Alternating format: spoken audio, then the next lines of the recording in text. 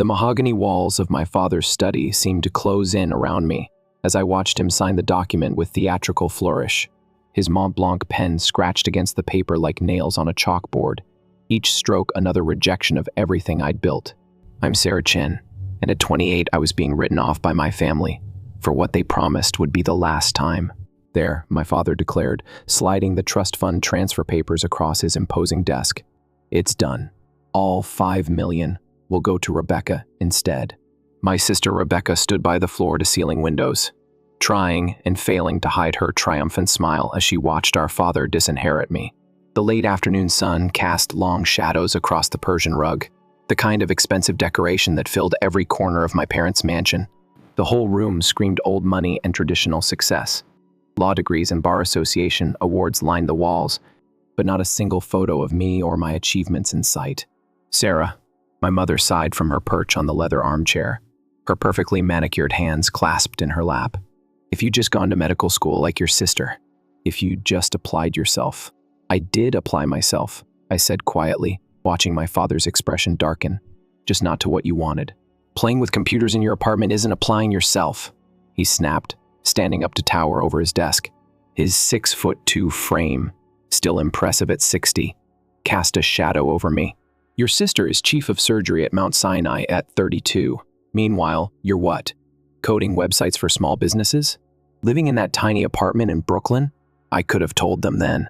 Could have explained that what they saw as playing with computers was actually the development of NeuroTrade, an AI-driven financial technology platform that was about to revolutionize global markets. Could have mentioned the Series B funding meeting I had next week with venture capitalists who'd already valued my company at $500 million. But I didn't. I learned long ago that my family only saw what they wanted to see. You're right, I said instead, standing up straight in my carefully chosen Chanel suit, the kind of clothing they respected, even if they dismissed everything else about me. I'm clearly a disappointment.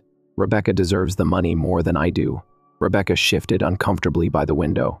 For a moment, I caught a glimpse of the sister I used to know, the one who'd shared midnight snacks with me during our pre-med study sessions, before our parents' expectations had driven a wedge between us, before she'd chosen to follow their carefully laid plans, while I'd broken away to forge my own path. Sarah, she started, but I held up a hand. It's fine, Becca. Really. Congratulations on making chief of surgery. You've earned this. As I walked toward the door, my mother called after me. Will you at least join us for dinner? Your father's reserved a table at Le Bernardin to celebrate Rebecca's promotion. I turned back one last time, taking in the scene that would fuel me through the next phase of my life. My father's disapproving frown, my mother's practiced worry, Rebecca's mixture of triumph and guilt. The evening sun painted everything in shades of gold, the kind of wealth they understood, but not the kind I was building. I have a meeting, I said, adjusting my laptop bag on my shoulder, but enjoy dinner. The drive back to Brooklyn in my Tesla Model 3, modest by my family's standards but perfect for my needs, gave me time to think. The trust fund had never been about the money. I had more than enough of my own now, thanks to early angel investors who'd seen what my family couldn't. It was about what it represented, my parents' inability to see success in anything that didn't fit their narrow definition. My phone buzzed with a text from Alex, my CTO VCs. Move the meeting up to tomorrow. You ready? I smiled, thinking about the presentation we'd prepared, about the algorithms that were already outperforming every trading system on Wall Street. More than ready, I typed back. Time to change the game. When I reached my apartment, the tiny space my father had sneered at, though its 1,200 square feet in Dumbo had cost more than most suburban houses, I kicked off my heels and walked straight to my home office. The wall-mounted screens displayed real-time data from our AI system's latest test run. Numbers scrolled past, each one representing another successful prediction, another validation of what we'd built. The playing with computers my father dismissed had led to the creation of NeuroTrade, neural-enhanced understanding of real-time asset trading and decision engine, an AI system that could predict market movements with unprecedented accuracy, processing millions of data points to identify patterns human traders could never spot. My phone buzzed again. This time it was Rebecca. I'm sorry about Dad. You know how he gets. The trust fund doesn't matter anyway, right? You're doing fine with your computer stuff. I stared at the message, noting how even Rebecca's attempt at kindness came with a subtle dismissal of my work. "Thanks, Becca," I replied. "Enjoy dinner." Turning back to my screens, I pulled up the pitch deck for tomorrow's VC meeting. The numbers were staggering. Our beta testing had shown NeuroTrade outperforming traditional trading algorithms by 47%. Major banks were already quietly reaching out, hoping to get early access to the technology. A soft chime announced an incoming video call from Alex, his face appearing on one of the screens, his usual energy somewhat subdued. "Hey," he said, "how'd it go with the family?" "About as well as expected," I replied, running a hand through my hair. Dad signed over my trust fund to Rebecca. "They're celebrating at Le Bernardin right now." Alex shook his head. "They still don't get it, do they? Ready to show those VCs tomorrow what real success looks like." I pulled up another screen showing NeuroTrade's latest test results. "Actually, I've been thinking, what if we don't take the VC money?" Alex's eyes widened. "What? Sarah, we're talking about a $100 million investment at a $500 million valuation." "That's small thinking," I interrupted. "Look at these numbers, Alex. We don't need VC funding. We could go public within a year, maintain complete control." I smiled, thinking about my father's face at the IPO ceremony. Really show them what playing with computers can accomplish. Alex was quiet for a moment, processing my suggestion about skipping the VC funding. The screens behind me cast a blue glow across my office, the numbers still scrolling like digital prophecies of what was to come. Finally, a slow grin spread across his face. "You want to build an empire," he said, understanding dawning in his eyes. "I want to build something even my father can't dismiss," I corrected, standing to pace the length of my office. "Something that changes the way the entire financial world operates. Something that makes playing with computers sound as ridiculous as it truly is." "Your father's at Mount Sinai too, right?" Alex pointed out. "On the board of directors? Wouldn't he have heard about NeuroTrade if it's as revolutionary as we know it is?" I laughed, the sound echoing off the exposed brick walls of my apartment. "Alex, my father still uses a BlackBerry and thinks coding boot camps are for people who couldn't get into medical school. He hasn't heard about NeuroTrade because he's never bothered to ask what I actually do." "His loss," Alex said firmly. "So what's the play? Cancel the VC meeting?" I shook my head, an idea forming as I watched the market predictions scroll past. "No, we use it, but not how they expect. Instead of seeking investment, we pitch partnerships. Get them to open doors to their network of financial institutions. We don't need their money, we need their connections." The next morning, I strode into the sleek conference room of Blackstone Ventures in a power suit that cost more than my first computer. The 5 partners sat around the mahogany table. Why was it always mahogany? Tablets ready, eager to hear our pitch. They'd been pursuing us for months, ever since whispers of our beta results had started circulating through Wall Street. "Gentlemen," I began, setting my laptop down, "I know you came here expecting to negotiate an investment in NeuroTrade, but I'm going to offer you something better, a chance to be part of the biggest disruption in financial technology since high-frequency trading." 2 hours later, Alex and I walked out with something far more valuable than a term sheet, binding partnership agreements with 3 of the largest financial institutions on Wall Street, all facilitated by Blackstone's network. Our phones were already buzzing with follow-up meetings. "That," Alex said as we grabbed coffee afterward, "was brilliant. Did you see their faces when you turned down their money? When you showed them the real-time predictions?" "Money is easy," I replied, watching the crowds rush past on their way to lunch. "Connections are everything. By this time next year, we'll have every major bank knocking on our door." I was wrong. It only took 3 months. By spring, we'd outgrown my apartment office. Our team of 15 was crammed into every available space. Monitors balanced on kitchen counters, engineers working from my bedroom. The results kept getting better. NeuroTrade wasn't just predicting market movements. It was identifying market-moving events before they happened. "Sarah," Alex called one morning, his voice carrying over the click of keyboards. "You need to see this." I weaved through the maze of desks to his workstation, coffee sloshing in my females in fintech mug. The latest simulation results were beyond even our most optimistic projections. "Is this accurate?" I asked, leaning closer to study the data. Alex nodded, his eyes bright with excitement. "Triple verified. The AI spotted patterns in social media, news articles, and trading behavior that predicted the JP Morgan acquisition announcement 3 days before it happened.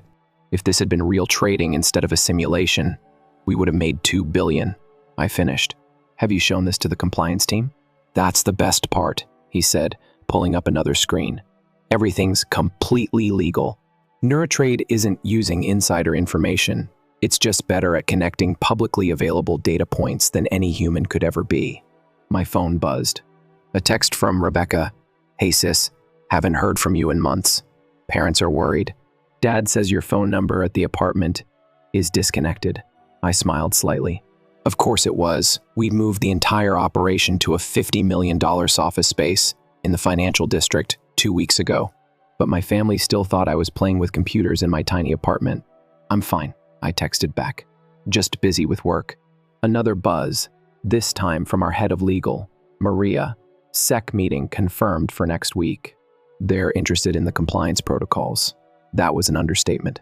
When word had gotten out that we were developing something revolutionary in the fintech space, the SEC had practically begged for a meeting. They wanted to understand our technology before it hit the market. Smart of them, really. Miss Chen, my assistant's voice came through the intercom. There's a Dr. Williams here to see you. He says he's from Mount Sinai's board of directors. My heart skipped a beat. Mount Sinai, my father's domain. One of the largest medical institutions in the city, with an endowment that would make most hedge funds jealous. Send him in, I said, straightening my blazer. Doctor, James Williams walked through the door, silver-haired, perfectly tailored suit, exuding old money confidence. Exactly the kind of man my father respected. Miss Chen, he said, extending his hand. Thank you for seeing me without an appointment. I hope you'll forgive the intrusion. But when we heard rumors about what you're developing here, you heard rumors? I asked, gesturing for him to sit. From whom? He smiled diplomatically. Let's just say certain financial institutions are very interested in your technology. We have a substantial endowment to manage, and they suggested we explore potential relationships. Does my sister know you're here? His smile faltered slightly. Rebecca? No. This meeting is strictly confidential. Though I must admit, I was surprised to learn you were her sister. She's never mentioned she has a sister who plays with computers. I imagine she hasn't mentioned me much at all, I said, just as Alex appeared in the doorway, tablet in hand. Sarah, sorry to interrupt, but the Goldman Sachs team is here for their demo. Doctor. Williams's eyebrows shot up at the mention of Goldman Sachs. I could almost see him recalculating my worth in his head. Dr. Williams, the first said, standing. I apologize, but I have another meeting. If you'd like to discuss potential relationships, you can contact our legal team to schedule something. Of course, he said, rising quickly. But, Miss Chen, whatever Goldman is offering, we can match it. Mount Sinai's endowment is substantial. I walked him to the door, feeling a strange satisfaction. It's not about the money, Dr. Williams.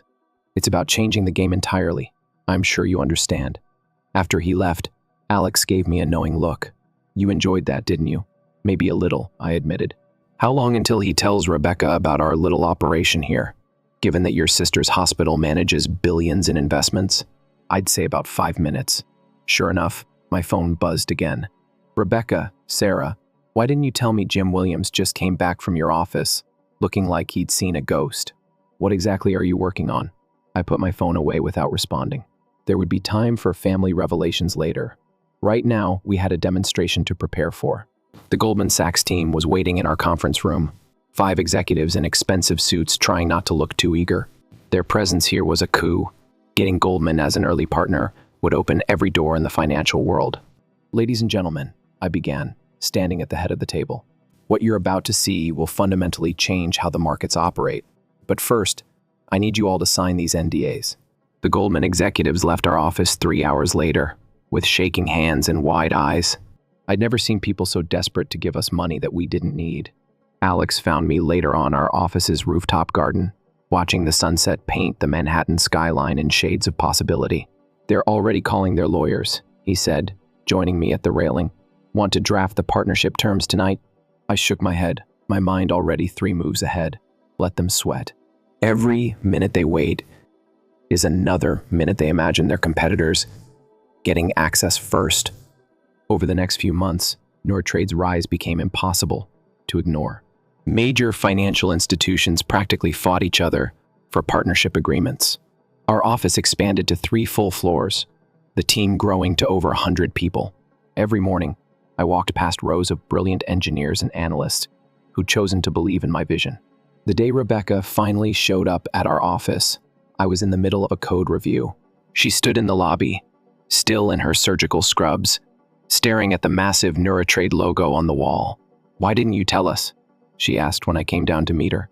Her eyes tracked the bustling activity around us, the endless screens displaying market data, the palpable energy of success. "Would it have mattered?" I countered. "You all made up your minds about me long ago." She flinched. "Dad's been asking about you. Ever since Jim Williams told the board about your company, he's different now, quieter." I led her through our trading floor, where our AI system was executing millions of dollars in trades with precision no human could match. Rebecca watched, mesmerized, as patterns emerged on the giant displays, patterns that only Neuratrade could see. "This is what you were building," she whispered. "All those years in your apartment?" "This is just the beginning," I replied. "We're filing for IPO next quarter. Initial valuation estimates are around $3 billion. She stopped walking, her face pale. $3 billion? Sarah, that's more money than Dad's precious trust fund? More than Mount Sinai's entire endowment? I smiled. Funny how playing with computers worked out, isn't it? But Rebecca wasn't laughing. She looked lost. I never understood, she said quietly. Any of it. I just did what they wanted, became what they expected. But you built something revolutionary. Before I could respond, Alex rushed over with urgent news. "Sarah, the Morgan Stanley analysis just came in. They're projecting opening share prices at double our initial estimates. The roadshow teams want to start next week." The next month passed in a blur of preparation. We hired the best IPO consultants, prepared endless presentations, refined our story for investors. Every major financial publication wanted an interview. The Wall Street Journal ran a front-page profile calling me the woman who saw tomorrow, a reference to Neuratrade's predictive capabilities that made me laugh. My parents started leaving messages again. First my mother, then my father, their tones shifting from concern to curiosity to barely concealed interest. I let them all go to voicemail. They'd see me soon enough. The morning we began our roadshow, I stood in my office overlooking the city, feeling the weight of what we'd built. Alex appeared in the doorway, tablet in hand as always. "Ready to shock the world?" he asked. "The world's not what I'm worried about," I replied, checking my reflection one last time. "It's the next stop that matters." Mount Sinai's investment committee filled the hospital's largest conference room. My father sat in the center, trying to maintain his usual stern expression, but I could see the uncertainty in his eyes as I began our presentation. 3 years ago, I started, my voice steady. I sat in an apartment coding what everyone dismissed as a waste of time. Today, Neuratrade processes more financial data in a second than all of Wall Street can analyze in a month. We're not here seeking investment. We're here offering you a chance to be part of history. I watched my father's face as I walked the committee through our technology, our growth, our unprecedented accuracy rates. His expression shifted from skepticism to disbelief to something I'd never seen before: respect. After the presentation, he tried to catch me alone. "Sarah, the first should talk." "We will," I promised. "At the IPO ceremony. You'll be there, won't you? Front row with Mom and Rebecca." He nodded slowly. "You know, Princess, about the trust fund." "Keep it," I said, gathering my things. "Some things are worth more than money. Like proving everyone wrong about what success looks like." That evening, I returned to our office to find Alex waiting with champagne. "Mount Sinai's board just voted unanimously to partner with us," he announced. "Your father abstained from the vote, but I heard he spoke in our favor." I took the glass he offered, watching the bubbles rise. "You know what's funny? All those years, they thought I was working in my tiny apartment because I couldn't afford better. They never realized I stayed there because it reminded me of why I started, to prove that success doesn't always wear a white coat or carry a stethoscope." Speaking of success, Alex grinned, pulling up our latest projections. "The IPO is going to be bigger than anyone expects. The market's never seen anything like Neuratrade." I smiled, thinking of the ceremony to come. "No," I agreed, "they haven't. But they're about to learn what playing with computers really means." The weeks before our IPO felt like living in a hurricane's eye, deceptively calm at the center while chaos swirled around us. Every morning brought new challenges. Investment banks jockeying for position, reporters camping in our lobby, analysts trying to peek behind Neurotrade's curtain to understand how we'd achieved the impossible. I made our legal team add extra security to the building after finding a CNBC reporter pretending to be a janitor, trying to photograph our server room. The world's curiosity about our AI system had turned nearly desperate. Everyone wanted to know how we could predict market movements with such uncanny accuracy. "They're calling you the Oracle of Wall Street," Alex mentioned one evening as we reviewed the final IPO documentation. "The press can't decide if you're a genius or if you've found some kind of financial cheat code.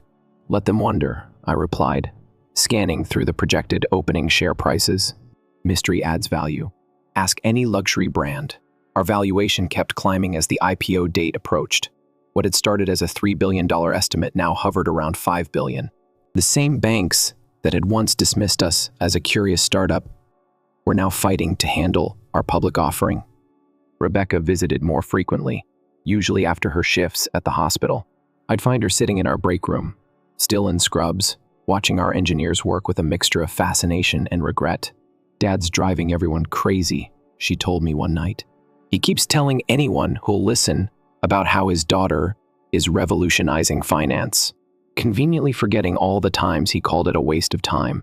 Funny how money changes perspective, I said, but without bitterness. Success had granted me something better than vindication, freedom from needing their approval. The morning our IPO prospectus went public, my mother showed up unannounced. She stood awkwardly in my office, fingering her pearl necklace, a nervous habit from my childhood. "Sarah, darling," she began, "your father and IWEVE been thinking about the trust fund." "Mom," I interrupted gently, turning my largest monitor toward her. "See these numbers? That's Neurotrade's projected market cap. The trust fund wouldn't cover our coffee budget." She blinked at the screen, then looked at me like she was seeing her daughter for the first time. "We were wrong," she whispered. "So terribly wrong." "No," I said, surprising myself with the realization. "You were exactly what I needed. Sometimes the best motivation comes from people who don't believe in you." 2 days before the IPO, we held a company-wide meeting. Our team had grown to over 200 people, filling the entire trading floor. Looking out at their faces, the engineers who'd believed in the vision, the analysts who'd left cushy jobs to join us, the support staff who'd worked countless late nights, I felt a surge of pride stronger than anything my parents' approval could have given me. "Tomorrow," I announced, "Wall Street learns what the future looks like. But today, I want to thank all of you for helping build that future. When everyone else said we were crazy, when they called our goals impossible, you saw what I saw, a chance to change everything." Alex stepped forward with an unexpected announcement. "The board has approved a special pre-IPO stock grant. Everyone in this room is getting shares at the initial filing price." The cheer that went up could probably be heard on the actual Wall Street, 8 floors below. As I watched our team celebrate, my phone buzzed with a text from Rebecca, just scrubbed out of surgery. "Heard your company's having some kind of party?" "Not a party," I replied. "A revolution preview. Come up if you want to see history in the making." She arrived just as we were opening the champagne. Still in her surgical gear, she looked hilariously out of place among our tech casual crowd. But when she saw the energy in the room, the joy and anticipation on every face, something in her expression changed. "This is what you've built," she said, taking in the scene. "Not just the technology, but this family." "Speaking of family," I said, "how's Dad handling the pre-IPO press?" She laughed. "He's framed every article about you, even the one that called Neurotrade too disruptive to be trusted. I think he finally understands what you meant about changing the game." Later that night, after everyone had gone home, I stood at my office window watching the city lights. Alex found me there, 2 coffee cups in hand, a reminder of our early days coding in my apartment. "Nervous about tomorrow?" he asked, handing me a cup. "Not nervous," I replied. "Ready?" "Did you see the latest analyst predictions?" He nodded. "They're saying we might hit $6 billion by end of first trading day. Your father's trust fund wouldn't cover your first hour's earnings." "It was never about the money," I said, thinking back to that day in my father's study. "It was about proving that success doesn't have to follow their rules. That sometimes the biggest dreams start in the smallest apartments." "Well," Alex grinned, "tomorrow those dreams go public." The market's never going to be the same. I touched my monitor, where Neurotrade's algorithms continued their relentless analysis of global markets. No, I agreed, it won't be. And neither will they. My phone buzzed one last time. A message from my father, Princess, about tomorrow. I'm proud of you, even if I was too blind to see it before. I didn't reply. Some answers are better delivered in person, preferably while standing on the New York Stock Exchange podium, watching history unfold. The morning of our IPO, I woke before dawn. The sky outside my penthouse windows was just beginning to lighten, the city below stirring to life. In a few hours, those same streets would be buzzing with news of Neurotrade's public offering. But for now, in these quiet moments, I could reflect on the journey. My Chanel suit hung ready, not the same one I'd worn to my father's study that day, but its spiritual successor. Black with subtle power shoulders, it whispered old money while promising new fortune. The Wall Street Journal sat on my dresser. Our company's impending offering splashed across the front page. Neurotrade IPO set to reshape financial markets. Expected valuation exceeds $6 billion. I was adjusting my pearls, a deliberate choice, an echo of my mother's nervous habit, when Alex called. The trading floor's already packed, he reported. Every network has set up cameras. Your parents just arrived with Rebecca. Your father's wearing his board meeting face. How's Neurotrade performing? I asked, though I already knew. I'd checked the systems first thing, like always. Like she can see tomorrow, Alex replied. Latest analysis shows 99.8% accuracy in market predictions. The trading floor is electric. Everyone knows this isn't just another tech IPO. This is a revolution. The drive to the New York Stock Exchange felt surreal. Police had cordoned off the surrounding streets, and crowds of reporters surged against the barriers. Their cameras flashed as my car pulled up. Questions shouted over each other. Miss Chen, is it true Neurotrade can predict market crashes? Are you worried about SEC oversight? How does it feel to be America's youngest female tech billionaire? Inside, the exchange hummed with anticipation. Our team had gathered near the podium, along with representatives from every major financial institution in the city. I spotted the Goldman executives who'd first seen Neurotrade in action, now practically vibrating with excitement over their early partnership deals. And there, in the front row, sat my family. My father's face was a study in conflicting emotions, pride warring with regret, confusion battling with awe.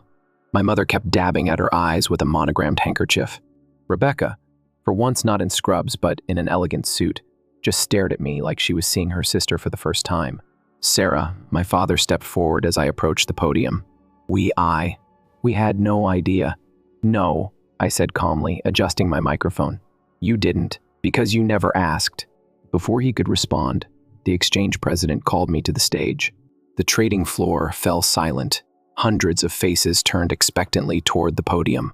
In that moment, I thought about every dismissive comment, every condescending smile, every time someone had dismissed my work as playing with computers. Ladies and gentlemen, I began, my voice carrying across the suddenly quiet floor. 3 years ago, I started coding Neurotrade in a tiny Brooklyn apartment. People called it a waste of time. They said I was squandering my potential. They couldn't see that I was building the future. My eyes met my father's as I continued. Today, Neurotrade processes more financial data in a second than all of Wall Street could analyze in a month. She predicts market movements with near-perfect accuracy, all while operating within strict ethical and legal guidelines. But more importantly, she represents what's possible when you believe in your vision, even when no one else does. The ceremony proceeded according to tradition, speeches, handshakes, the symbolic ringing of the bell. But the real moment came when our stock price appeared on the big board. The room erupted in cheers as the numbers soared past our projected opening, climbing higher with each trade. Holy shit, Alex whispered beside me. We're at twice the projected value already.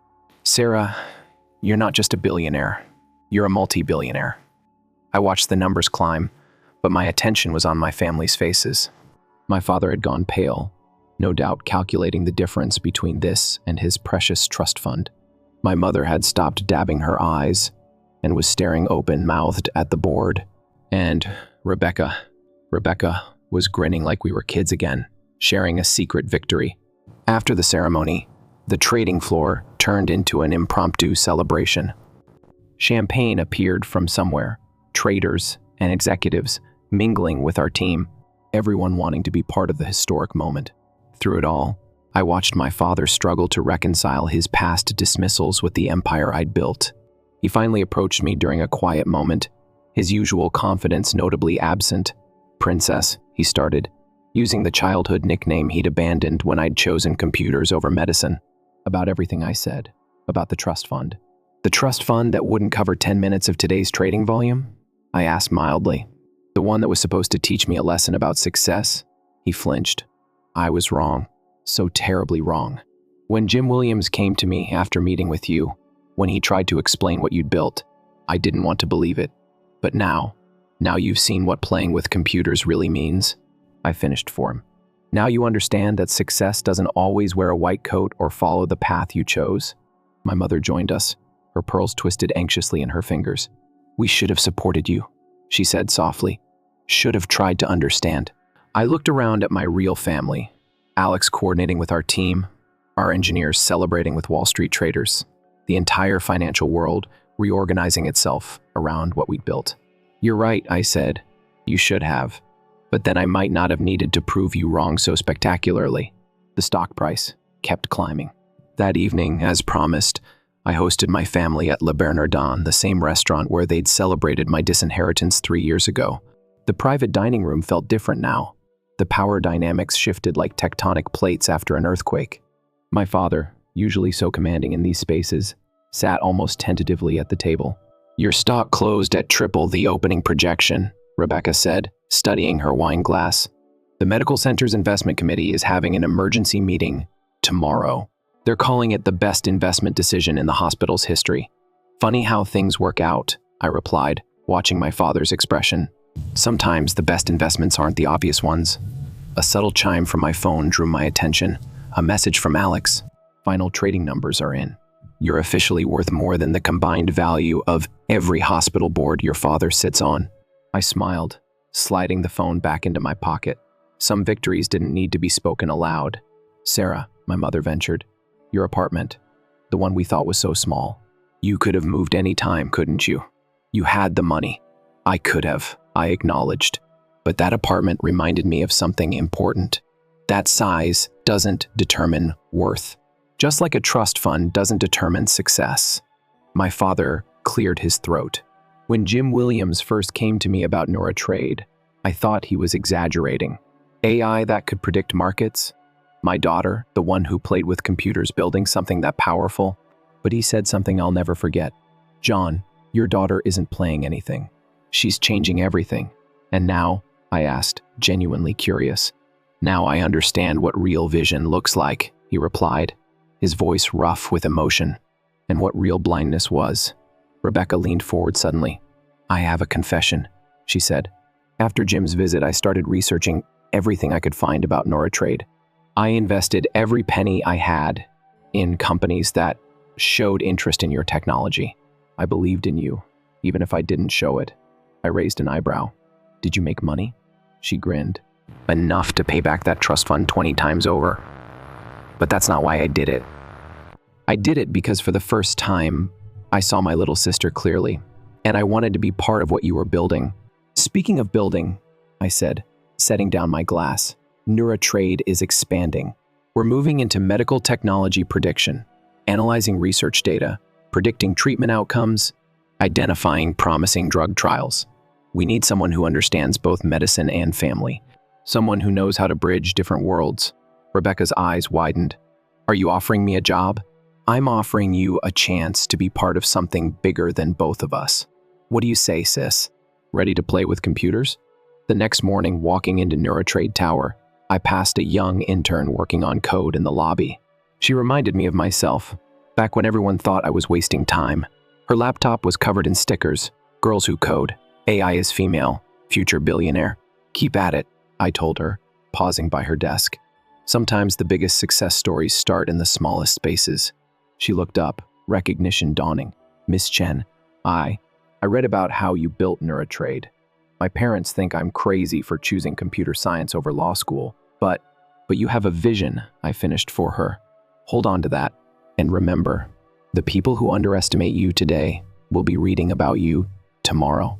In my office, I found an unexpected delivery, my father's Mont Blanc pen, the same one he'd used to sign away my trust fund. A note accompanied it, for signing bigger things than trust funds. Love, Dad. Alex appeared in my doorway, tablet in hand as always, ready for the next chapter. The medical AI division is already generating buzz. I picked up the pen, feeling its weight. You know what I've learned, Alex? Legacy isn't what they try to give you. It's what you build yourself, one line of code at a time. Looking out my window at the city below, I thought about cycles and changes. 3 years ago, I'd walked out of my father's study, dismissed and disinherited. Now I stood atop an empire built on belief in something bigger than traditional success. My phone buzzed one last time. A message from the intern in the lobby. Thank you for showing us what's possible. I smiled, thinking of all the young women coding in tiny apartments, holding on to big dreams. Success, I'd learned, doesn't always look like people expect it to. Sometimes it looks like a girl with a laptop, changing the world one algorithm at a time. And sometimes the best inheritance isn't the one you're given, it's the one you create for yourself. Neurotrade screens continued their endless dance of numbers and predictions, but I wasn't watching them anymore. I was watching the future unfold, one that we'd built not despite the doubters, but because of them. Sometimes the biggest dreams start in the smallest places, and sometimes the strongest foundations are built on proving everyone wrong. I picked up my father's pen and began to write, Dear Dad, about that trust fund. After all, some stories deserve a proper ending, even if they're just the beginning of something bigger. Story 2. The text message arrived at 3:17 a.m., buzzing my phone to life in the darkness of our Boston brownstone. Maybe Francis assumed I would be asleep, or maybe the 13-hour time difference from Bali had confused him. Either way, his message gleamed with unrestrained joy. In order to begin my new life with Jessica, I sold our Cape Cod beach house and moved all of our savings. Have fun being homeless. Haha, don't bother changing my number tomorrow. I gazed at the computer, the blue light lighting my face in the pre-dawn darkness. After 30 years of marriage, this was his goodbye. A text message punctuated with LOL. I put my phone on the bedside table and inhaled deeply. My name is Alice Mercer, and at 52, I never expected to be starting over. But I also never anticipated my husband of 3 decades to deplete our finances and run off with his 29-year-old personal trainer. However, I must admit that I had been suspecting something for months. The first sign had been Francis's sudden interest in fitness last spring. After ignoring my kind recommendations regarding a health check for years, he'd unexpectedly signed up with an upscale gym and started vanishing for 2-hour training sessions 3 times a week. By the summer, he had shed 30 pounds, and those sessions had expanded to every day. You ought to be pleased for me. He'd snap whenever I questioned the mounting credit card charges. At last, I'm looking after myself. Then came the cryptic phone conversations, the business trips that coincided strangely with his trainer, and the password changes on our bank accounts. Jessica's Instagram postings from the same areas. I'm not a confrontational person by nature. As a hospital administrator, I've built my career on careful observation, documentation, and strategic planning. I therefore began taking notes, gathering information, and speaking with experts rather than leveling accusations. I knew it was time to put the protection plan I had spent months creating with my lawyer into action when Francis stated he was organizing a solo health retreat in Bali. I took up my phone again and typed a short reply, check your account balance. I could image Francis, now sprawled in some luxurious villa, Jessica at his side, smugly believing he'd gotten away with everything. I imagined his look when he finally checked his accounts and discovered nothing. Well, not exactly nothing. He would discover that I had submitted emergency court orders 3 weeks prior, freezing our joint assets, after he provided proof of his planned financial abandonment and affair. He would find that the successful transfer he believed he'd completed had been intercepted and deposited in a court-controlled account. I didn't anticipate hearing back right away. Francis had always been so sure of himself that he was arrogant. He would wait to see how much money was in the account. He'd presume his strategy had worked wonderfully.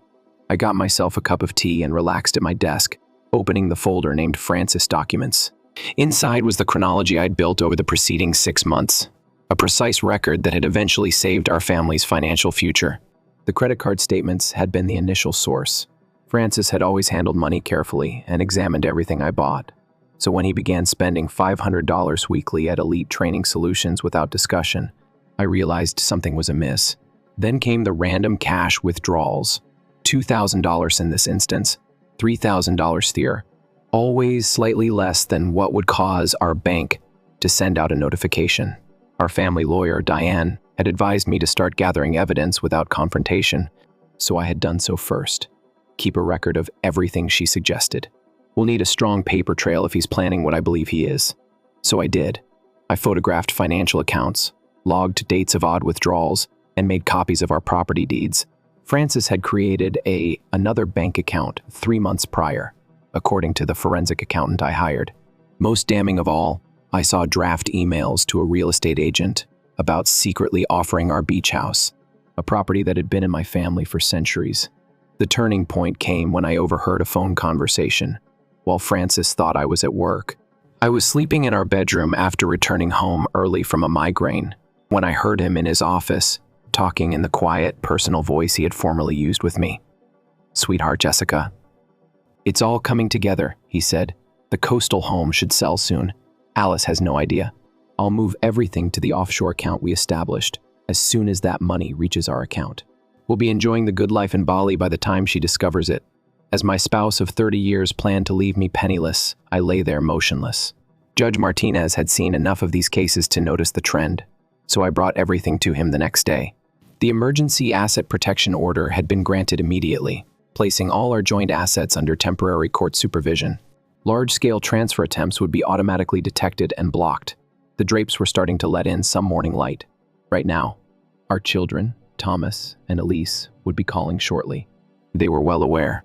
3 days prior, I had shot them down to inform them of their father's plans, as well as the legal actions I had taken.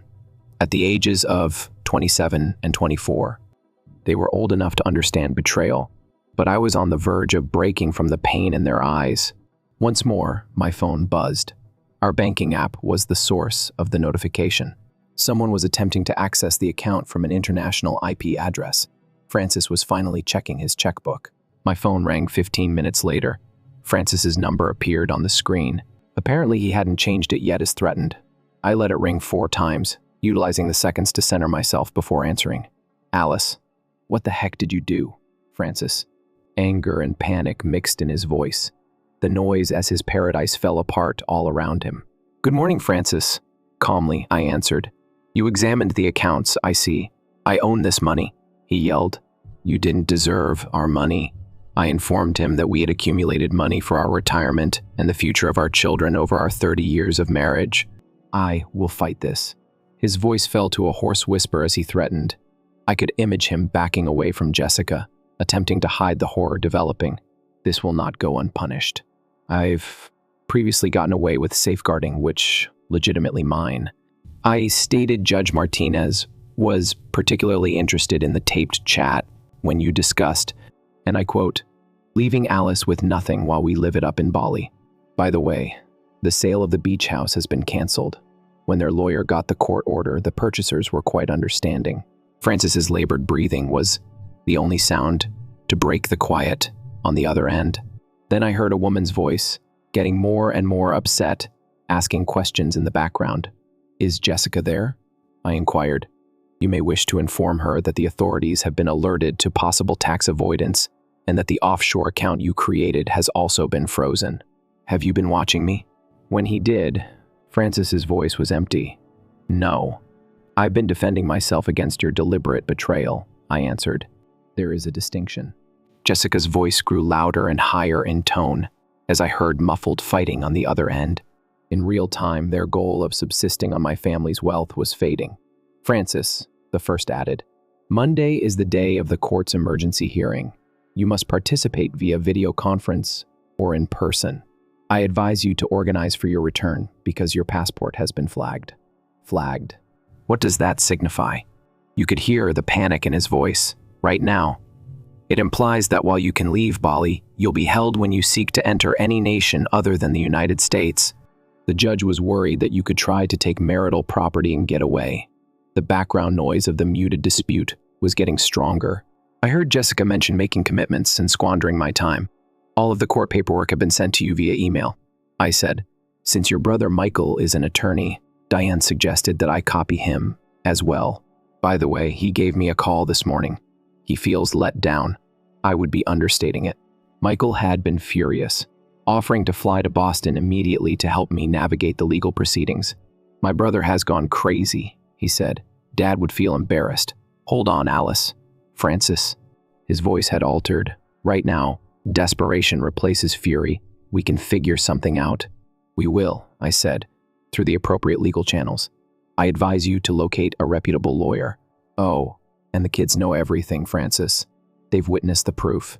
Your text has been read by them. The following 48 hours unfolded like a slow-motion car catastrophe, one that I kept a safe distance from.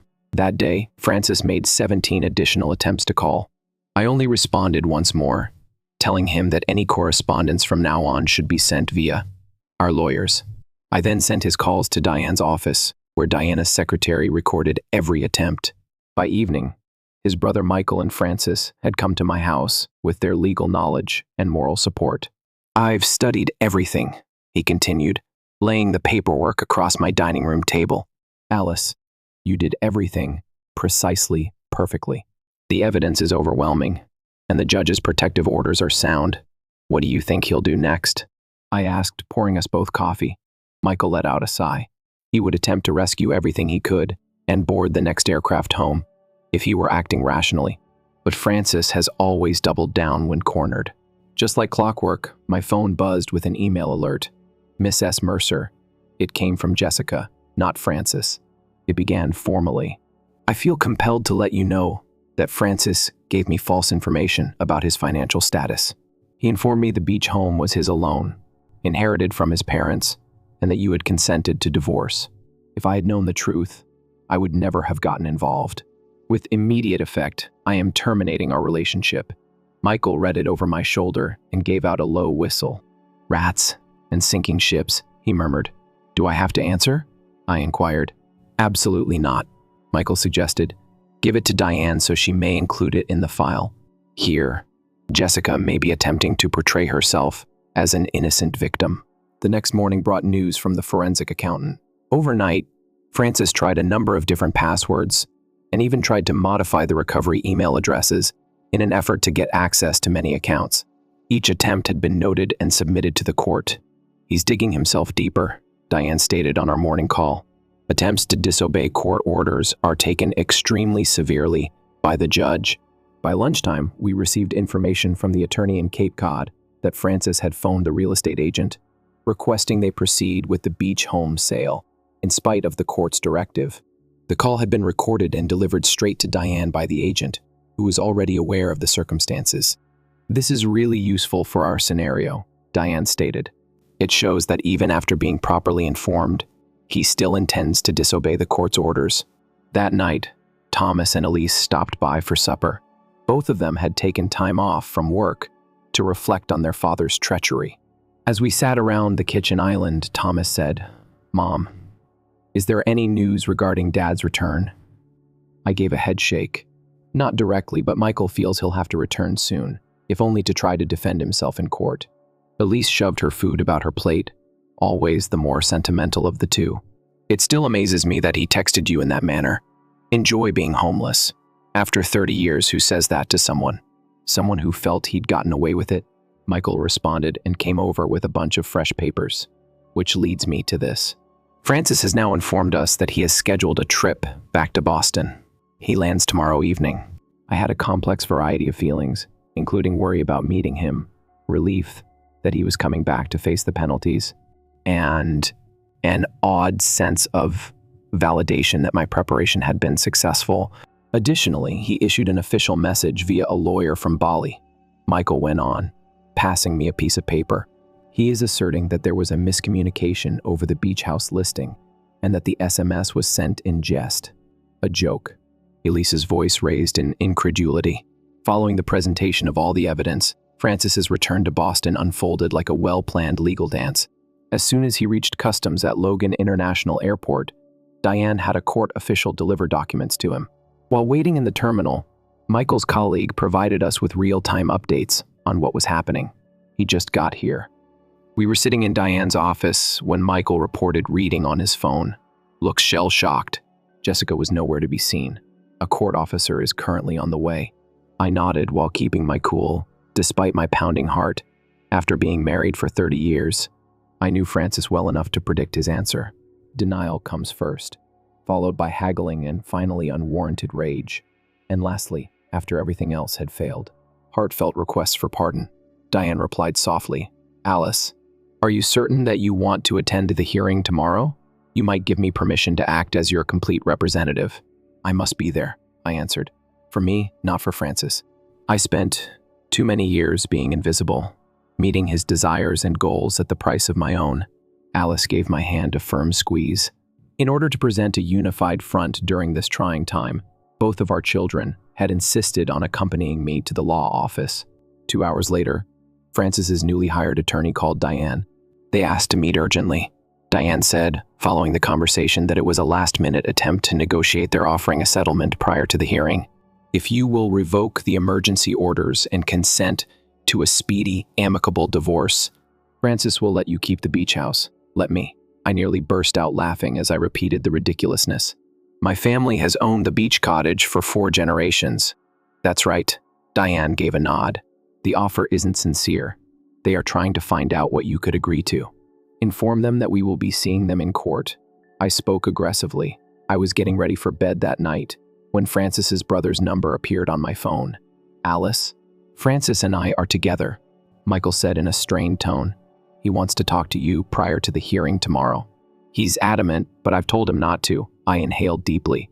"Put him on speaker, but stay in the room, Michael." "Alice." "Francis." He had a gruff, disappointed voice. "Everything has gotten out of control. I made a grave error." "Which error?" "Just that." Calmly, I asked, "Is someone trying to sell my family's beach house, stealing our funds, or telling me via text that I should love being homeless?" I wasn't really thinking. He stumbled. "Jessica." She gave the impression that everything was possible. A new beginning, a new life. But now she's gone. She vanished as soon as she discovered there was no money. "How unexpected," I said dryly. His voice broke as he replied, "I want to come home. We can move forward from this." "Alice, 30 years. That should count for something, doesn't it?" I briefly recalled the young guy I had wed. Charming, ambitious, and dreamy. Together, we were going to construct. But that man had departed long ago, replaced by someone who has no qualms about destroying me, emotionally and financially. "It made a difference," I answered quietly. "I took great care to chronicle everything for that reason. I safeguarded everything we created together for that reason. I'll see you in court tomorrow because of this." I hung up and took a seat on our bed's edge, my bed now, and gave myself permission to be sad for the marriage I believed that we had. I would have to use all of my strength and dignity tomorrow. The courthouse had reverberating hallways and polished marble, giving it an intimidatingly official appearance. At the plaintiff's table, I sat next to Diane. With my hands folded peacefully on the smooth wood surface, I maintained a straight stance. Michael had placed himself midway between our table and Francis's seat, while Thomas and Elise were seated right behind me. A graphic representation of his conflicted allegiances and eventual support for the truth. I was taken aback by Francis's look when he came in with his lawyer. The self-assured, sunburned man who had departed for Bali 3 weeks prior appeared gaunt and deflated. He tried to get my attention, but I continued to look straight ahead, watching Judge Martinez walk into the courtroom. "Mercer against Mercer is the reason we are here." The judge started going over the papers in front of her. "I noticed that 3 weeks ago, provisional asset protection orders were granted in response to evidence of financial desertion and attempted fraud.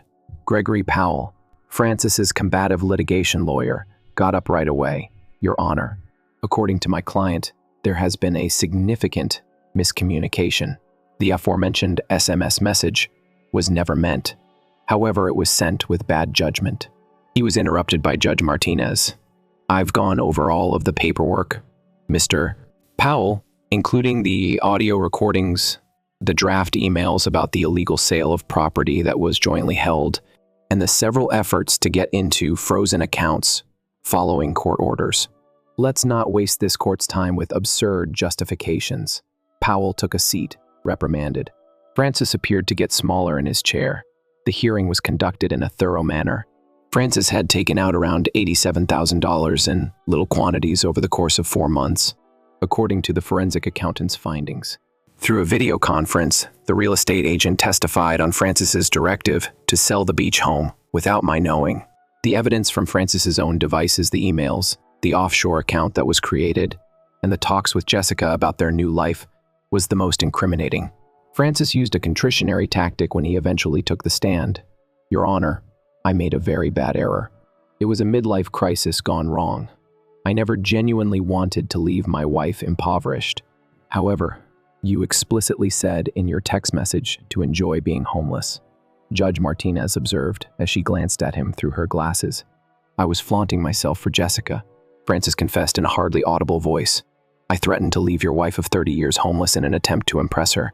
It was evident from the judge's tone how she felt about this explanation. Judge Martinez's decision came after 3 hours of testimony. The court discovers substantial proof of financial abandonment and attempted fraud. Until the final divorce proceedings are completed, the temporary orders that freeze all marital assets will remain in effect. She was also still staring at Francis with a harsh expression. Due to his repeated attempts to get around these directives, the court finds Mr. Mercer in contempt.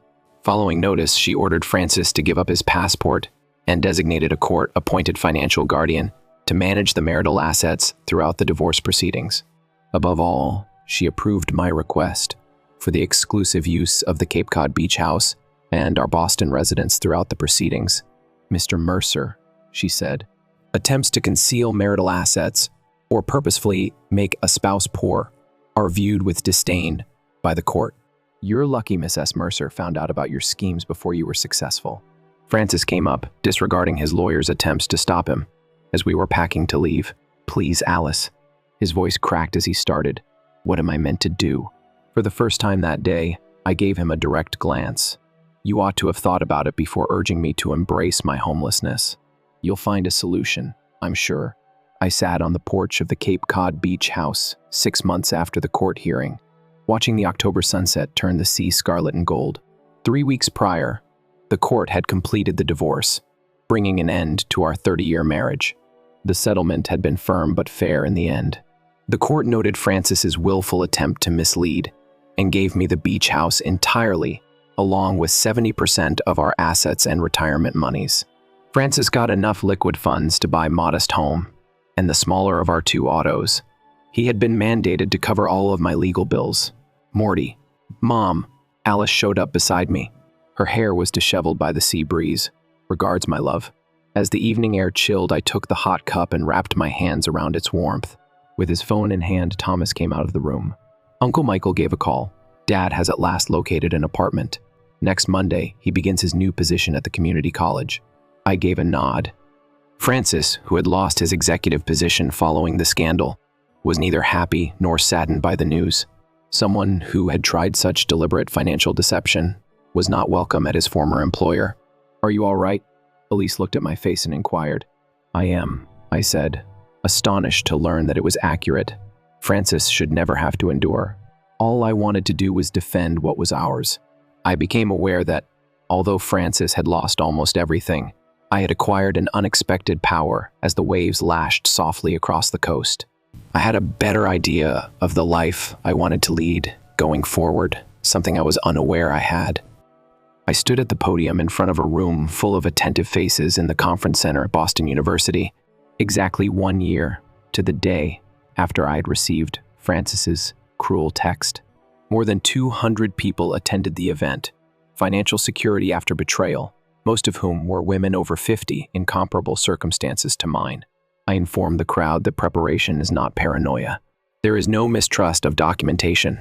Everyone is entitled to these types of self-defense. After the Boston Globe reported on my situation, I got hundreds of communications from women who had been abused financially but didn't know how to spot it or defend themselves. Their experiences motivated me to collaborate with Diane and a number of financial professionals to develop this series of workshops. Thomas and Elise, both brimming with pride, were seated in the first row. Michael stood on their side, a friend and unexpected ally during the divorce. I had discovered meaning in guiding others through comparable circumstances in the months following the completion of my divorce. I had heard that Francis was gradually re-establishing his life. According to Michael's most recent update, he was a business ethics instructor at a small college. No one in our family is unaware of the irony. It seems that Jessica had moved on to another wealthy Florida victim. After the talk, as people lined up to ask questions, an elderly woman took a firm hold of my hand. My 42-year-old husband is organizing a similar event. I've already called an attorney and recorded everything. Thanks to you, she muttered. Everything was confirmed by her remarks. The suffering, the public exposure, the agonizing decisions. Francis's plan to destroy me has instead served as a springboard for aiding others. Something that had been missing for too long returned to me as I drove home down the well-known seaside path to Cape Cod, calm. It was not because Francis had suffered, but rather because I had discovered a strength I was unaware I had. Retaliation isn't always the most effective way to combat cruelty. It's tenacity.